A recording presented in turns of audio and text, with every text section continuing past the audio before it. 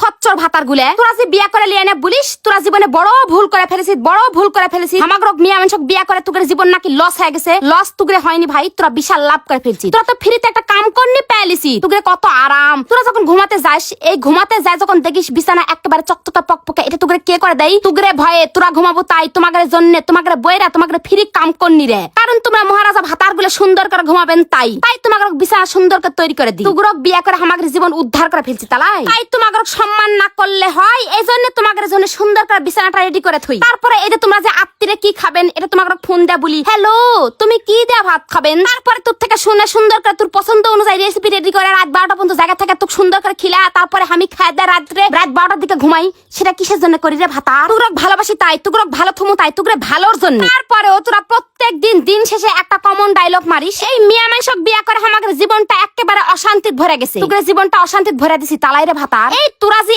এতই নিমু খারাম রে ভাতার যায়। তারপরে এই যে বিয়ার কিছুদিন যাতে কিনা যাতে ফ্রিতে একটা পেটত বাচ্চা দিয়ে দিই, সেই বাচ্চাটা পেটত আসা থেকে শুরু করে পেটত থেকে বার করা পর্যন্ত কে দায়িত্ব পালন করে?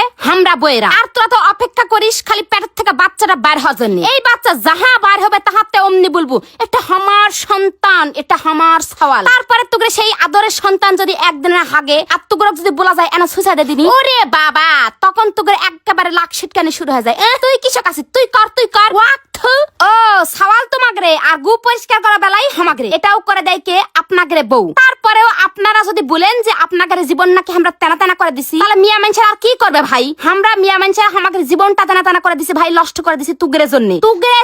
তুগরে জীবনটা গুছাই দিছি আমরা, তোরাই আমাদের জীবনটা নষ্ট করে দিছি। এখন যদি আমরা মিয়া মানুষের না মুখ খুলি তখন তোমরা বলবে নিনি কামাই করতে লাগে না তো, টাকা ইনকাম করে দেখিস কত কষ্ট লাগে। মানে আমরা মিয়া মানুষের আর কিছু বললেই ওই বেটা সালের একটাই কমন ডায়লগ, টাকা ইনকাম করিস, টাকা কামাই করতে লাগে না, বাড়িতে বসে থেকে খাইস তো কিছু মনে হয় না, গাউত লাগে না। ও হে পুরুষ খবরদার, এখন কিন্তু অনলাইনের যুগ। আমরা মিয়া মানুষের যদি চাই তাহলে এখন ফোনের মাধ্যমে যে কোনো কাজ করা, ডাক্তার ইঞ্জিনিয়ার ব্যারিস্টার কিচ্ছু হওয়া লাগবে না, কোনো কোম্পানিতে কাজ করা লাগবে না, ঘরের বসে থেকে লাখ লাখ টাকা ইউটিউব ফেসবুক থেকে ইনকাম করতে পারমু। এই জন্যই বলছি রে মরার ভাতার ইয়া বেশি লিবু না, মানে ভাব বেশি লিবু না। তোগরে এগুলা ভাব দেখার সময় আমাদের আর নাই।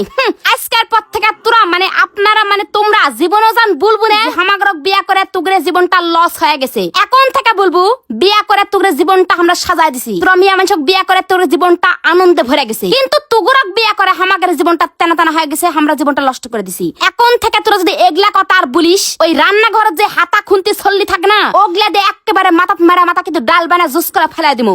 চিনিস না এতদিন কিছু বলিনি তাই এবার কিন্তু খেপে গেছি কিন্তু এবার। আর মিয়া মানুষ খেপলে কি হয় সেটা তো ভালো করে জানিস, সাবধানে কিন্তু থাকিস রে ভাতার, ভালো করে বলে দিনু। আর বইয়ের ব্যাপারে কথা বলার সময় না হুঁশ ভুস করে চিন্তা ভাবনা করে কথাগুলা বলিস, কথাটা যেন মনে থাকে।